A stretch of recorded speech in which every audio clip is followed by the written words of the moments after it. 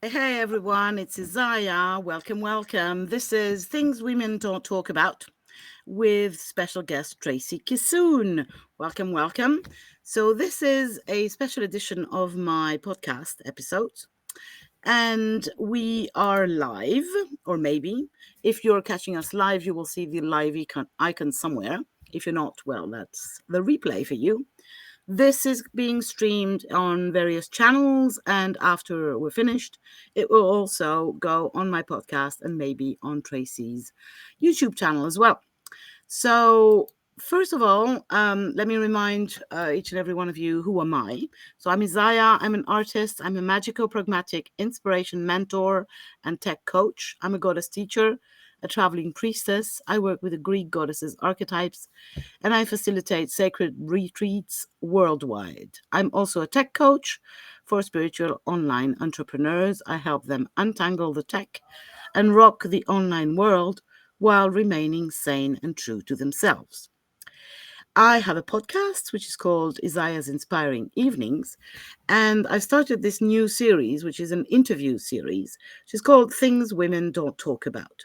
And the idea is to have a conversation with a guest around topics that are seldom discussed, whether because they're difficult or because they're not serious enough to be broadcasted, whether because they're too mundane or too sacred, too dark or too light, too taboo or too fun, because no subject is off the table. And tonight I am talking with Tracey Kissoon. I am so excited to be talking with Tracey tonight. So, in a few words, Tracey is a chartered physiotherapist, the think out of the box kind, definitely. She is a chronic pain specialist, an aquatic therapist, an author, and a speaker. But maybe, Tracey, you want to say a little more about yourself before we proceed to discuss the subject. I'm so excited. Welcome. Thank you. I'm so excited to be here. No, I think that covered it. I mean, it's hard to explain who people are. I think one thing I would say is that I have lived the reality of chronic pain. So my kind of science background and understanding about pain, and then understanding or reaching the parts, the Heinegans of why things were the way they were, and I'll go on and talk about that really. So I feel suitably experienced to talk about You are. I'm pretty convinced that you are. So the subject we are tackling tonight is chronic pain. And chronic pain is one of those seldom discussed subjects outside of the medical professions. And that's why I'm so excited that we take it outside of the hospitals, basically, and we can discuss it in another with another perspective. So I wanted this conversation to be around the reality of chronic pain, but also some of the myths maybe around it.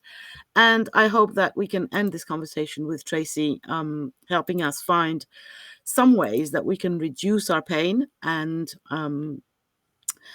get going on the rewiring our brains, reducing our pain journey that you are advocating in your Facebook group, for instance.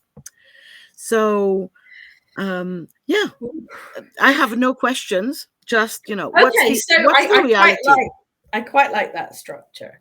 So the reality of chronic pain, it's probably the number one health problem in the world, in the developing world.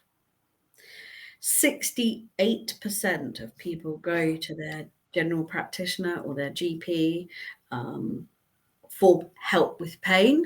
Probably of those 68%, maybe at least 30 have had symptoms that have gone on for 6 months or more. Now, it's not just, I think the thing that the medics and the science gets quite caught up with, well, if you've had this for 6 months and one day you are now chronic pain, that is not how it works. Pain is a biological protective function. And in today's world, meshed in with trauma, this is what we're learning. So the central nervous system, pain cannot happen without it. Mm-hmm. That's where it happens, that's where it's processed, and that's where the messages are then sent back to those body parts to say, yes, there's damage. So you know, Mm-hmm. you feel pain, and so Do you something decide about whether you will. Yeah, absolutely. Now the problem is that it loses that function the longer it goes on. It is no longer protective. It is then actually a disease in its own right, because it changes how, and if I get too medical or too Yeah, I'll interrupt. please do, because I either get really off on the, that bit, or I get too woo or whatever. But it's trying to balance the physiology and what's actually going on in the body with what's going on with the emotions, which is what's also going on with previous experiences. Mm-hmm. And the reality is that of the people that are suffering with chronic pain, there's fibromyalgia, which is something a lot of people have heard of. It's because they have been primed. Their nervous system is already waiting for something to happen. The straw that breaks the camel's back. Oh, so it's not like anyone could experience a bicycle accident and then get into the trauma, the chronic pain. Well, It doesn't have to be that can way, happen. or is it or do you mean to say that it's easier if you've been primed? Yeah, it's much more likely if you've been primed. Yeah. And that was a really priming. So what I mean by priming, so if that person had a bicycle accident in the context of cycling home because he's lost his job and he also wants to divorce his wife, and he's perhaps discovered that he's got some issues with sexuality, he's primed. He's primed. Okay. Or if as a young child he was premature birth. Oh. Your nervous system is a little heightened, it's immature, it over responds to input, particularly those who are a bit older. The younger babies now, they have different problems because they're kept alive, because that even when their nervous systems are so incredibly immature. But how they're kept is maybe better than when I was a prem baby and you were just shoved in an incubator and that was it, which actually you either lived or died. It was easy. It was straightforward. But if I hear you correctly, it means that some of us have got kind of the box is ready for the thing to happen in it. The box is, you then get the gift, but you already have the box. And some others, luckily for them, have less chance because they've not been primed by emotion, trauma, the bicycle guy that we're talking earlier on. So if he goes back home and he has an accident because he's overjoyed and because he just got a promotion, he's less prone to falling. Context matters, absolutely. But also, that's amazing. Yes, it is. Isn't the body such an amazing thing? And also, if you grew up with abuse, physical, mental, emotional, or alcoholic, you had an alcoholic parent, or you were caring for a disabled parent, you are primed. It's and I think for me, so I wrote a paper about this for a module for my master's a few years ago, and I noticed a distinct and other factors, genetic, miscellaneous, and I was like, what are they talking about? And the other thing I think that the medics and scientists do, they separate how the central nervous system doesn't say, oh, this is emotional pain, we'll put it over here. No, it doesn't do that. Your central nervous system processes it the same way. So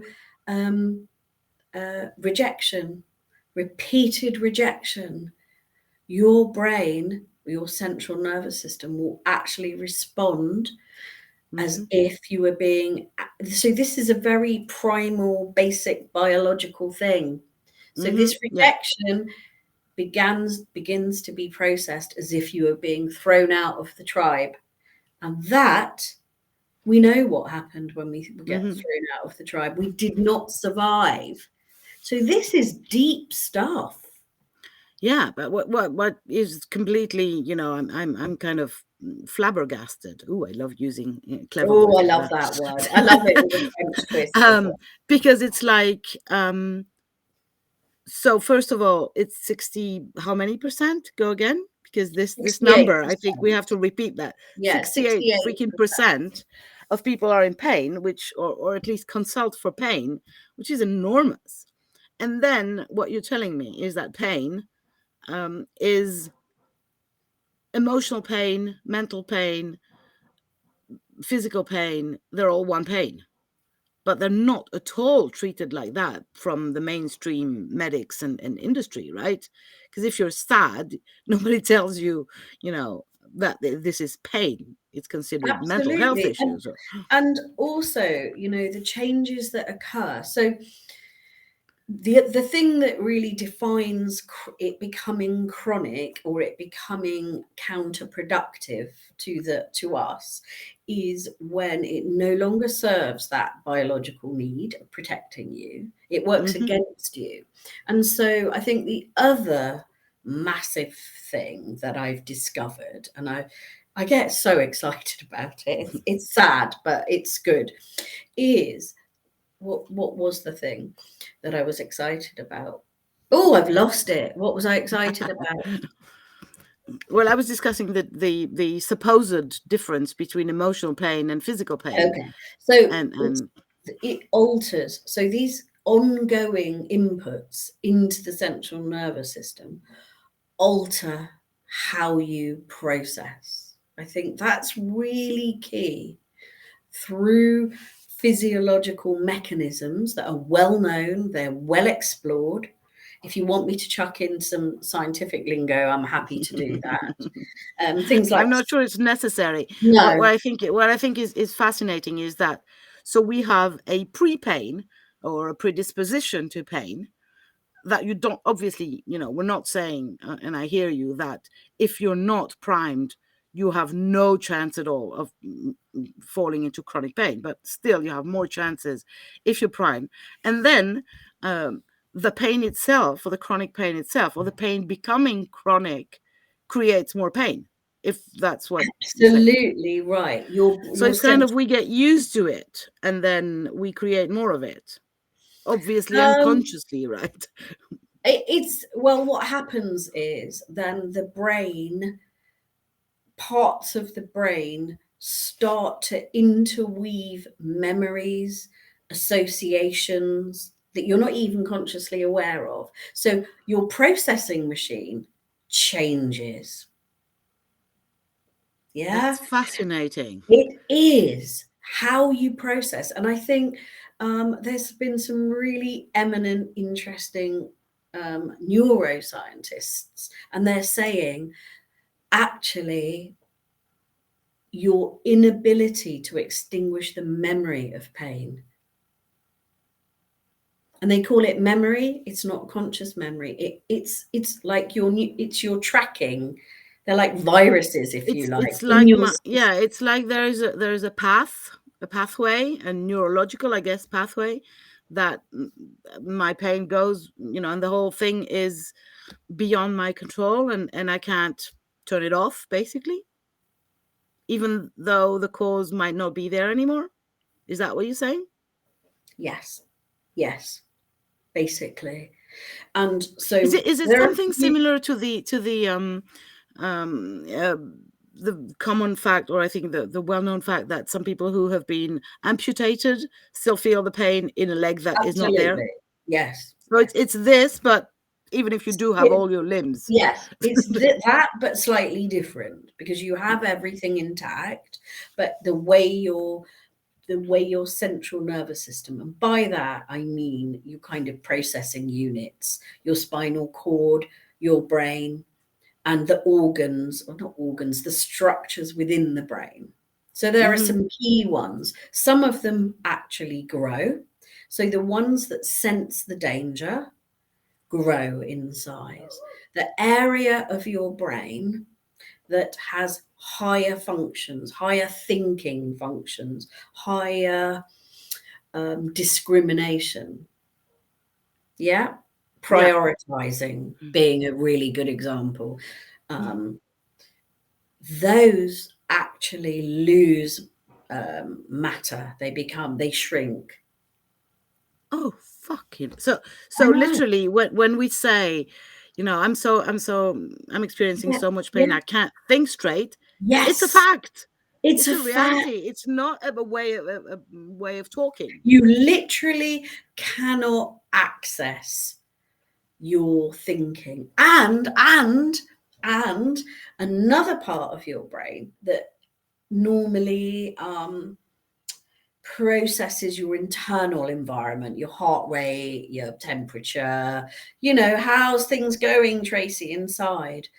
That faculty, it's called interoception, that also changes. So it starts to think you're in pain and sends out the smoke alarm when you are not. So everything starts to be a bit counterintuitive. It starts to work against you a little bit. And because I do love my sciencey bits. And then there's another part, which what I love, sorry to interrupt, but what I love about the sciencey part here is that it makes it, we said we would discuss the reality and the myth.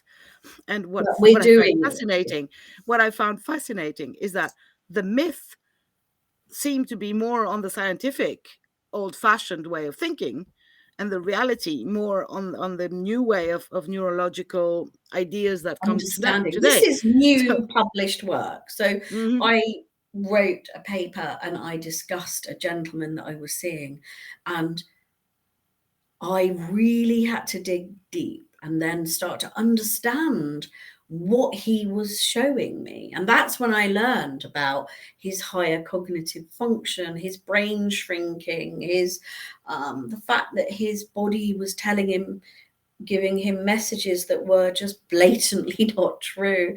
And also this idea that one feels overwhelmed a lot comes from. Now, some scientists might hop on here in a few years and say, that woman was talking about default mode network. And yeah, she was wrong. But essentially, there is this, when you're resting and you're not focusing on a task, okay, your brain connects with other parts of your brain.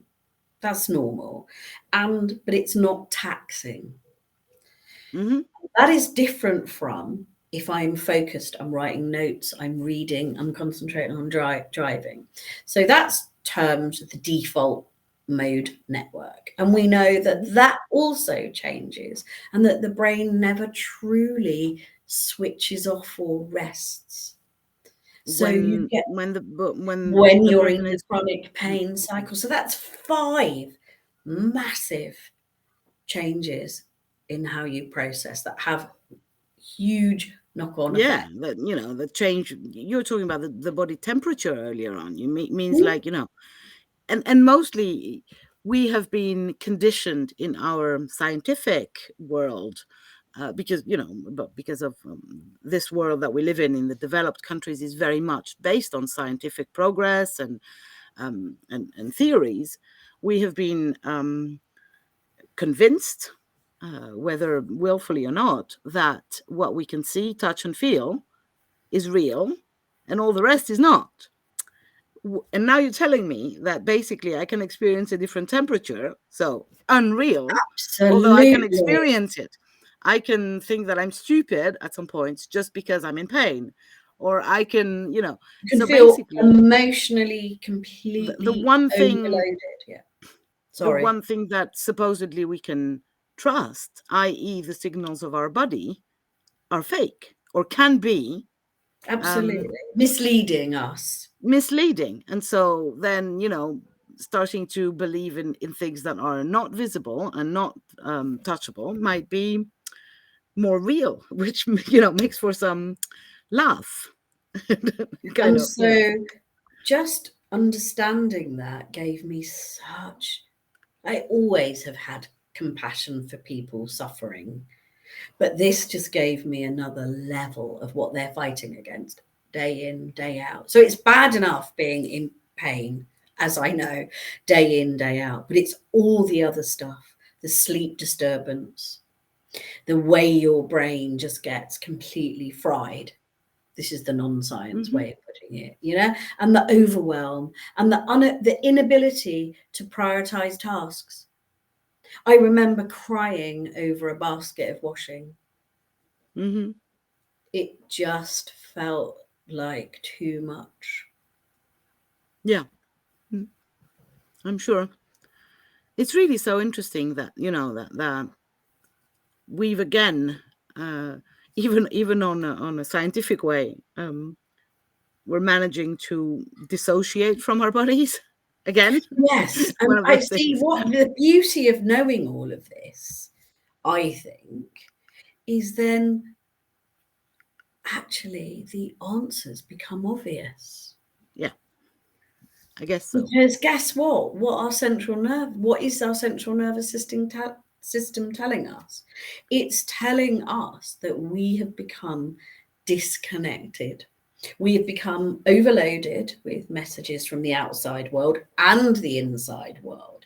It's telling us that our actual structures within our brain, from the membranes that fizzle together and pass on chemicals to the wider physical structures, they change to adapt or maladapt to this crazy new way. And I just think it's so symbolic on so many levels, because It literally is. that person in chronic pain loses themselves, their sense of who they are, how they fit in. They're not nothing, is their whole world becomes kind of upside down. What I think fascinating, or what I find fascinating, sorry, I'm losing my words here. So, is that there are so many, you know, popular sayings around that. But now we've got the scientific evidence to back the people that have been saying that for years, maybe, you know. Absolutely. I'm in so much pain that I can't think. No, literally, you can't. It's not that you're stupid or Mm. doing something wrong. It's that your brain has actually shrunk at this minute. So, And you like, also, yeah, you also lose the ability to work out how to physically do a certain movement, which is kind of tied in with interoception and a little bit of because your sensory and motor cortex here in the halves of the brain, that changes. That yeah, and if I changes. hear you correctly, the one thing that reunites these 5 areas that changes is that when in chronic pain, you lose part of the ability to find solutions to your chronic pain. So you're kind of, it's a double whammy, basically. You not only are you in pain, but you cannot access the ideas and the strength and Mm, the courage mm, and to mm. actually get out of it or do something about it. So it's kind of a double vicious circle where you kind of And trapped so like now I don't know if you've heard of Gabor Mate. He's a Hungarian Canadian. He's done a lot of work around children and addiction and how that changes the brain and trauma. And he's written a new book. Now, he's quite a controversial figure, which of course I love. I'm immediately attracted to that because that's where the genius comes out, where people are willing to go against the grain. yeah. And he is saying what many people have said, but I guess he says it in this wonderful, eloquent way. But he's saying, actually, and I'm saying this is what I do in my programs. I'm like, actually, you lose yourself, and your job to get through chronic pain and rewire is to go searching for yourself again. Oh, that's beautiful. It is. It's such a. It is such a beautiful thing. And I had this conversation with a lovely, lovely man, and he got that. And I end up crying. Like if I see people face to face, I'm crying with them as we go through their story. As we, Yeah, because obviously, if I hear you correctly, considering the importance of the priming, one of the first things that we could do if we wanted to tackle chronic pain is look at the story, look at where we come from, look at the past and the immediate past, so the circumstances or the context, like you said, before the pain started, so many and the rest. And it's having that courage, because we are taught, and I mean, you know, this was a man, and no disrespect to the opposite sex, I love men, but they do struggle much more to accept, you know, emotions, or, you know, it is seen as a weak thing, like, and the society doesn't help us. I think we're a lot better, but we've got a long way to go. So to help that person and witness their story, that's part of the biggest ways that you can help yourself. If I'm getting overexcited and getting ahead of myself, let me know. No, that's fine. I think you're perfect. I think it makes so much sense. You know, the science is so, well, at least to me, it's so understandable. You know, for I'm not a scientific person. I don't know anything about anatomy or physiology, but you make it sound really like obvious, you know, kind of. But I'm pretty sure that well, I am not. I'm for now. I'm really lucky, and I'm not in chronic pain. But I guess if I was, having someone like you, who is capable of seeing, of pushing me basically to go into this storytelling and remembering the emotions that were there prior and what happened, is priceless, basically. And it's an honor. I've always felt that working with people and their stories and who they are and what they divulge is just like the greatest, most wonderful part of what I do. And I think, so there's a different, you know, there's many different ways to explain it, but the explanation that I use that in a way makes it acceptable, palatable, if you like, is that so I described it particularly to this person like this. Every time you undergo a stressful situation and there's no resolution, or things are difficult, or you have to move away, or things aren't said, or somebody dies in the middle of it, that leaves a trace in your nervous system called a neurotag. And I just kind of put it in a very male way. And I said, my job and your job at this point in time is let's go and find as many it's like Pokemon games, isn't it? Let's find as many. See, I told you. And then I just burst out and I'm just inappropriate. I love it. No, you're not. It makes it so clear, you know. So what you're saying is let's all go, you know, let's spend some time with our own stories and find the tags. And that is like finding the Pokemon. So basically, it's all the things that I can see shining, glowing with suffering, basically, in my story. They, like the Pokemon, are glowing with, you know, whatever they are glowing with. It's like, obviously, that the painful moments or the stressful moments. Yeah, it's not so easy, I think, for people to pick it up themselves, but it's possible. It's really possible. And some people are just better at it than others, because some of us are just very factual about what happened in our lives, and we don't understand the neurotag that it's left. I'm one of those people. shrug my shoulders and like, oh yeah, well, it is what it is. And you don't quite connect because it is quite painful. It's quite a painful thing to acknowledge, but it's incredibly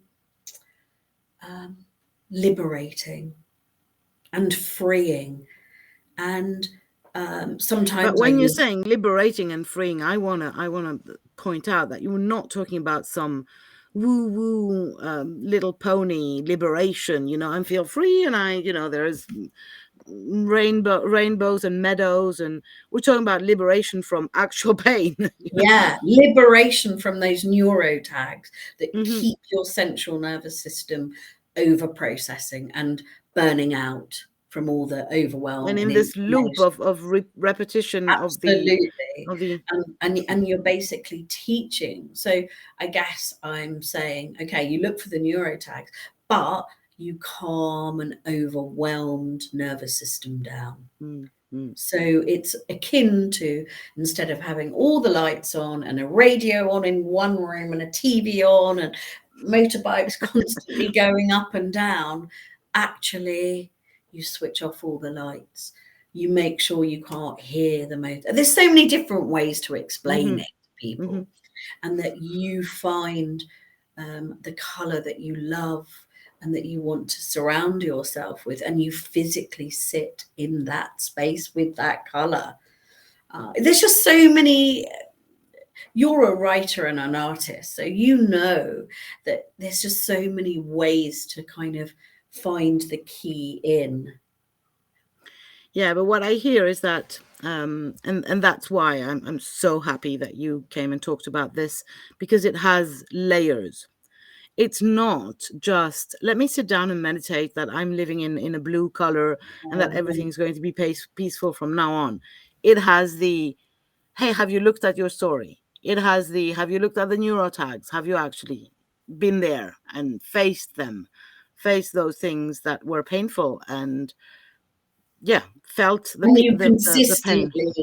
And you have to consistently calm the nervous system. So and calm the nervous system. So but you can't just do any of the three and just hope for that it's going to magically make everything disappear. So it's there are ways. An intense process, and what I've noticed is some people are really up for it. Well, I guess so. And some people actually aren't. And however much I want it for them, maybe we can say they're not yet. Maybe they will at some point. Yeah. Do you know, maybe I just planted the seed, or I'm not their person to do it with. Yeah, obviously. You know, or they're just not ready to go there. Yeah. And then I'm really, really fascinated by this conversation. Thank you so much for coming. Oh, you're so welcome. I was a bit nervous because I don't want to sound too out there, and at the same time I don't want to get too nerdsville, although I love a bit of geeky. And then I think it's what makes it fascinating is that I've been around the woo world or the spiritual world for many years now. And there's a lot of conversation going on that involve unicorns and rainbows, flowery meadows, and and I can fix anything with a positive affirmation. And I've always felt that there is something missing there, something missing. On the other hand, I am blessed with a very, very brainy scientific son who says that none of the unicorn stuff exists. So it's the other extreme. And I'm so excited that basically both can connect and enrich each other and help people to get out of their rut. So we're talking tonight about the chronic pain rut, but I believe that this mixture, let's put it this way, of spirituality and science, or of emotions and science, is, I'm going to go big here and say it is the way out of where I love you. You've said what I want. Yeah, it's totally, we have to integrate both of them. And so what ends up happening, so the science is validating what people who've been in chronic pain have been saying. Yeah, which is amazing, which is wonderful. However, For people who are in pain, the first thing must be to be heard. You know, when science says, yes, you're right, that's exactly what's happening, what a relief, you know, you're not crazy anymore. Mm. You're not And crazy I anymore. remember being taught this 30 years ago. Like, listen, we don't know everything yet. This is the philosophy I live by. I'm like, listen, there are no wrong and rights. I'm not here to judge you. Tell me everything, especially if you think it's not relevant. And my job isn't to judge. My job is to help you piece it together and hand it back to you and say, listen, this is maybe how you got here. And these are the bits I can help with. So we've identified, yes, we've got the story. You find where the neurotags are. You find a way to remove the neurotags. Ironically, that's slightly, I wouldn't say easier, but once you know where they are, you can choose what takes your fancy. There are many ways, you know. But the key, I think, that's often missed out, if you leave the nervous system in that place where you've taken the neurotags, they've understood the story and the priming, and they've owned it and they've let it go. My feeling, or the science and what I've learned, both personally and by studying it, is that you must then rewire, because the central nervous system will go, well, you know, we've been doing it this way and you haven't given us an alternative. So we'll just go back to what we've been doing. All right, thanks. That's so the way I know how to function. So the rewiring part is key, and fun also, because it really overlaps with spiritual practices and self-love on a deep level. And I was just so happy to send 2 links to 2 books, 2 audio books. Love Yourself Like It's the Most Important Job in the World, or something like that, by Kamal somebody or other. I should be a little more grown up and have reread that bit. And how to unfuck yourself. I love that. And both of them are sort of different sides of the same coin. And it's about changing how your central nervous system has adapted. And you can. That's the most exciting bit, is that you can. Our brains our central nervous systems are freaking off the chart amazing. Well, if they can convince you that you're in pain when you're not, when there's no tissue damage, when there is no reason, well, then they can do the reverse as well, you know, obviously. Absolutely. Yeah, it's actually, it is for once, there is a linear relationship in this, yes. And so that's where things like meditating daily, so that means that the nervous system stops looking for trouble around every corner. And it stops expecting extreme trouble. Vigilance stops. And then I like to do something, it's probably not original, but I like the term sparking joy. Now, I know Marie Kondo sort of talks about that, but I've sort of taken that term, and someone else has done it. There's nothing new on this planet, is there? But this idea that you literally and this is probably Buddhist philosophy also, that maybe it's coffee that you love. And this is a massive hack. Even if you find it difficult to do all the other stuff, if you continuously calm your nervous system and give yourself some love every day, and then you put good stuff in, you will rewire your nervous system. It's inevitable. It's a bit long, but it's inevitable.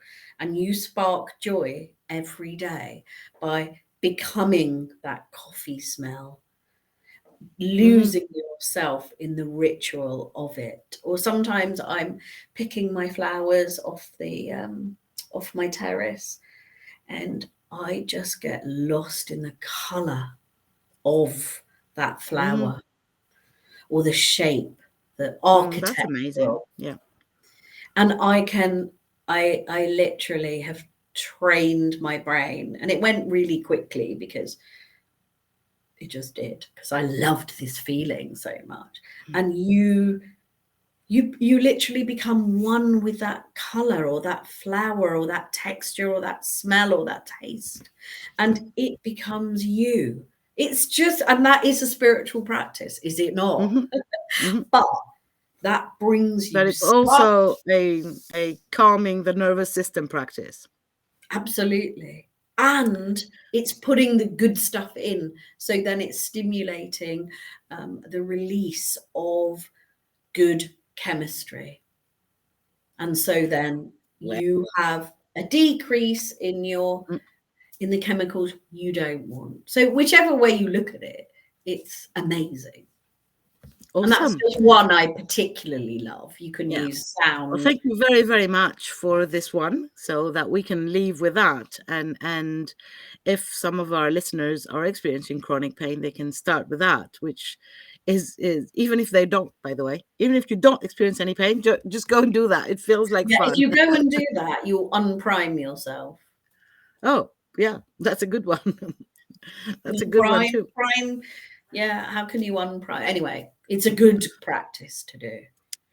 Well, thank you very much, Tracey. We've gone on for 45 minutes already, so I'm gonna and I forgot to say at the beginning that carried away. I was hoping for 45 minutes and not too much longer. So thank you very much. I might invite you again, because this is such a fascinating subject. So if you guys want to know more about how to work with Tracey, you will find descriptions and links of her website, her email, and her free Facebook group that has the that's called Rewire Your Brain, Reduce Your Pain. So you can join at any moment, and you will have her free tips and tricks. Or you will find everything above the video or below the video. If you're listening to this on the podcast, all the links again will be in the podcast description. And I want questions. Please contact me and ask me obviously, to help you with your story. I personally believe that I went through everything. Oh, and join the summit so you hear more. Yeah, that's the last thing I was going to. But we have a question. Can we hear the replay? Yes, I said that at the beginning. This is going to stay on all my channels, so forever. So basically, but you can also see it on listen to it on my podcast. So iTunes, Spotify, and very soon on Tracey's YouTube channel as well as mine. So yes, the replay is going to be there for you guys. And the last thing that I wanted to say, because we're 2 weeks away, is that I am honored to have Tracey as one of the speakers of the Women Lighting the Way Summit, which is the second edition of this summit, who encompasses 13 women telling their stories. Can you see how the story thing now has a connection? And our idea with Chris Wallace when we created the summit was to have the stories of all these women to light the way for all the other women to follow. And so if you want to join that, it's a free summit. You can listen to all the talks for free for a week. You will find the link again in the description everywhere. And we are getting really excited because I've been listening to some of the talks, and OMG, they are blowing my head off. So yeah, and Tracey is one of the amazing speakers in there.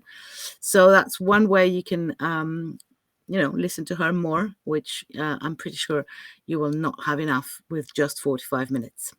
So thanks again so much for coming. Do you have anything that you want to add? No, just reach out with me, share your stories. If I can help, I feel like I was put on this earth. I feel like I'm living what I was meant to be doing, putting this stuff together and helping people who are suffering and struggling. And reach out, find a way. There are lots of awesome freebies and gifts, not just from me, but from the other speakers.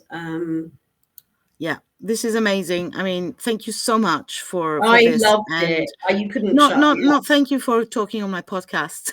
I was going for wider. I was going, thank you for what you're doing for the world. Thank you. And yeah, and I hope to see you soon again. If you guys want to reach out to me, well, you know where to find me. This little podcast thing is going to happen once a month. I have no clue who's going to be my guest in September.